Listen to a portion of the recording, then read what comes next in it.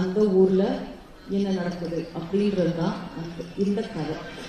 So இதுக்கு மேல கதையை பத்தி நிறைய சொல்லக்கூடாதுன்னு நான் நினைக்கிறேன். ஏன்னா கதை பேசணும், படம் பேசணும். படத்தை எல்லாத்தையும் சொல்லிட்டா அப்புறம் படம் பார்க்கும்போது அதுல பெரிய எக்ஸைட்மெண்ட் ஒன்றும் இருக்காது. அதுக்காக படத்தை பத்தி எதுவும் சொல்லாமலும் இல்லை.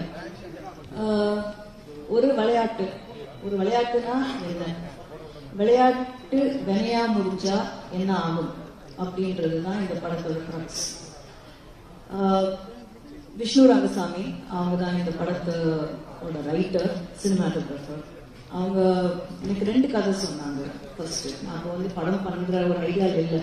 நான் ஆக்சுவலி ஒரு மியூசிக் வீடியோ பண்ணேன். அது கூட சும்மா ஒரு டைம் பாஸா சரி பண்ணலாம் அப்படின்றதுனால பசங்க வளர்ந்துட்டாங்க. கொஞ்ச நாளா ரொம்ப பிஸியா பசங்களோட இருந்தேன். அண்ட் அதுதான் எனக்கு பண்ணணும்னு தோணுச்சு. அதனால நான்